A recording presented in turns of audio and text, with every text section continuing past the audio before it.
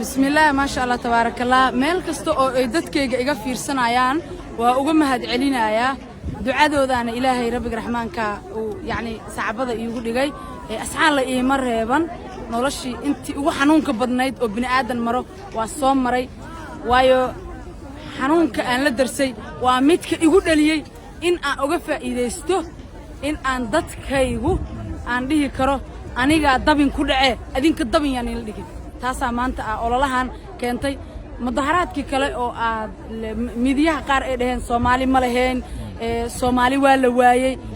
Sweden number 1 Sweera ku xigo number 1 Sweera noo number 2 ana markay dumar noqotana 96 qofka ugu sareysan oo iskale Ilaahay baa leh dadku waa dadkii Ilaahay sharaf oo yaani magacan iyo masabkan yeelay in maanta soo baxan aan dhigtaan Soomaaliya waayo ilmaha absolute ilmahaygi bas uma ooyin waxaan u ooyay cunugan oo kale guriga hooyadiis noyd ku ah oo la xoogay marka noyd leeyahay cunuga guriga hooyadiis ku faraxsan oo la xoogay gas kubayga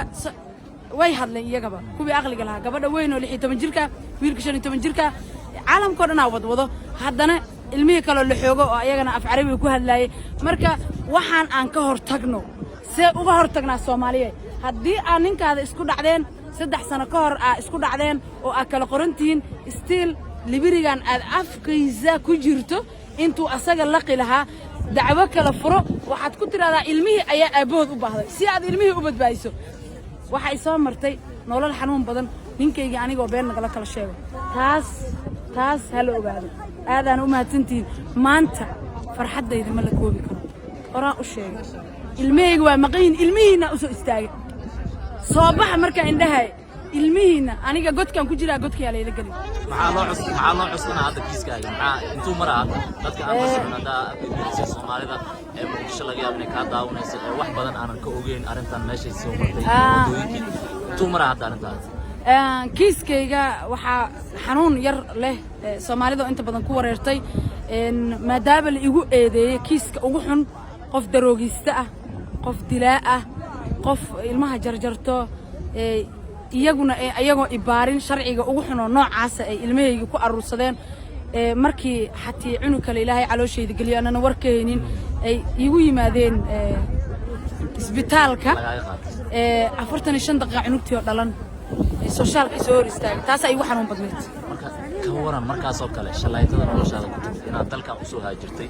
oo adiga oo waliba umushi aan ka bixin 45 daqiiqo kaliya u mudan cunugii wali maaragtay hooyanimadii dareemayo uu u baahan yahay laga qaato maxay ku duway waxaan leeyahay cunugaada waa la qaadanaa gurigaan lagu siinayo adiga ma lihid gurigaan lagu siinayo adiga ma lihid haddaan cunugaada la qaadanin dhaqankaada la qaadanaa aqligeena aan dib uga shaqaysiino wax aan ku darno hal mar oo qarax uu dhacay Soomaaliya annaga xatii qaraxa waa saameyn ugu yeeshtay 20 jir hooyada dhashaana duugin 3 bariyan ooynay masaajidadan sadaqa uga bixinaa laakiin 3 sano ooynay tan hadda aad aqligaada geliso intaas aan uga baxa waa ma tantiin waxaan ku darsanayaa waxay 3 sano ooyay waxaan ku darsanayaa 3 sano ooymayn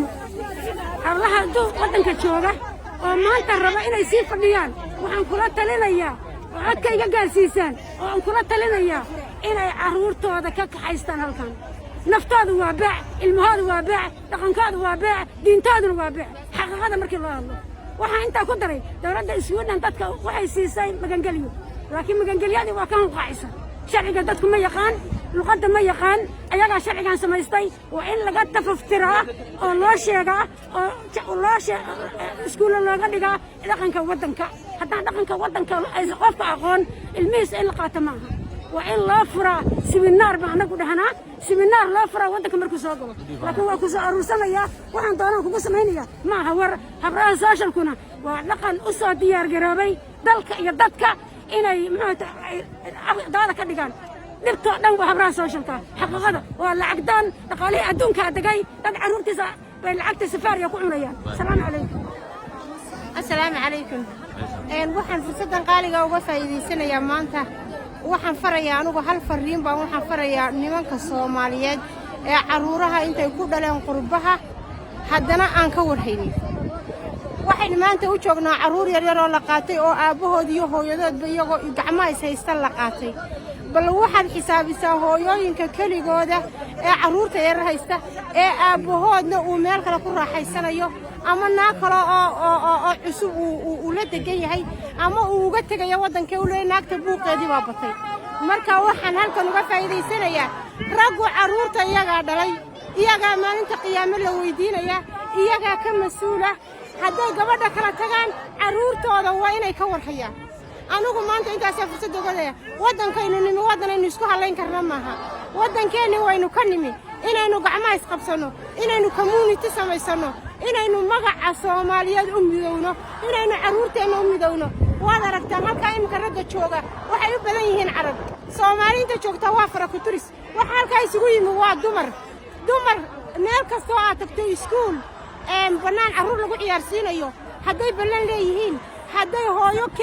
hooyunbaa carruur wadda hooyunbaa carruur la daalaa dhacaysa naagahan yaa carruurta ka dhala dadka u badan ee carruuraa dhalaa waa ragga soomaaliyeed raggana way dhalaan laakiin kumay fikirin ubadkanaad dhashay halkuu ku dambaynayaa maalinta qiyaamo hooyada la weydiin maayo waxa la weydiinayaa waa aabbaha ragga soomaaliyeed oo sidan isu dhaamo dardaarankaan idin hada waa intaa gabadha muslimadda ee dadkaas soomaaliyeed ee carruurtoodii la qaatayna aynu u ducayno waxaynu u qaban karnaa waa ducaynu u ducayno haye